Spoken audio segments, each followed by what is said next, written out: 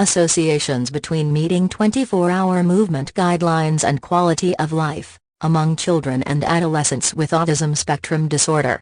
We want to thank all the authors, Chidan Kong, Ago Chen, Sebastian Liudiga, Fabian Harold, Sean Healy, Mengxia Zhou, Alex Taylor, Notjerji Ma One-Fourthler, Arthur F. Kramer, Saitong Chen, Mark S. Tremblay, Lies, and other team members who had contributed to this work. The Canadian 24-hour movement behavior guidelines suggest that a limited amount of screen time use, an adequate level of physical activity, and sufficient sleep duration are beneficial for ensuring and optimizing the health and quality of life of children and adolescents. However, this topic has yet to be examined for children and adolescents with autism spectrum disorder specifically. Aim of this cross-sectional observational study was to examine the associations between meeting 24-hour movement behavior guidelines and several quality of life related indicators among a national sample of American children and adolescents with autism spectrum disorder. Data were taken from the 2020 National Survey of Children's Health dataset. Participants aged 6 to 17 years and currently diagnosed with ASD were included. The exposure of interest was adherence to the 24-hour movement behavior guidelines. Outcomes were quality of life indicators, including learning interest and curiosity, repeating grades, adaptive ability, victimization by bullying, and behavioral problems. Age, sex, race, preterm birth status, medication, behavioral treatment, household poverty level, and the educational level of the primary caregivers were included as covariates. Odds ratio and 95% confidence interval were used to present the strength of association between adherence to 24-hour movement behavior guidelines and quality of life related indicators. The overall, weighted 9.94%, 29.77%, and 5.63% of participants met only the screen time recommendation, only the sleep duration recommendation, or only the PAR recommendation. Around a quarter of participants met none of the three movement guideline recommendations, whereas only a small proportion adhered to all three components of the 24-hour movement behavior guidelines. For those participants who met two of the three 24-HMB guideline recommendations, the majority adhered to the recommendations concerning screen time and sleep.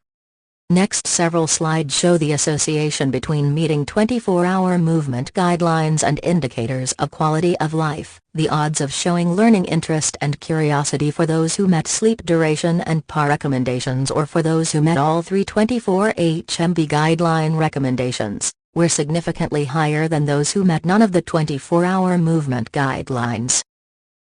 Compared with meeting none of the 24-HMB recommendations, meeting only the PAR recommendation increased the odds of repeating grades, while meeting either screen time or sleep time, with PAR recommendations showed smaller odds of repeating any grades.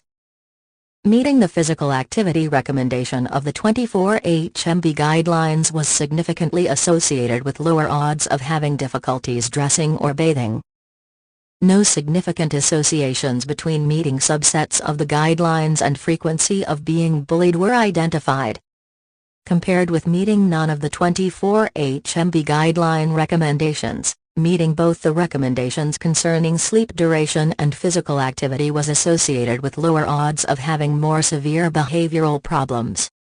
In conclusion, significant associations were found between meeting one or more 24-hour movement behavior recommendations and some of the examined quality of life indicators, such as showing interest and curiosity, repeating grades, difficulty dressing or bathing, being bullied, and the severity of behavioral problems.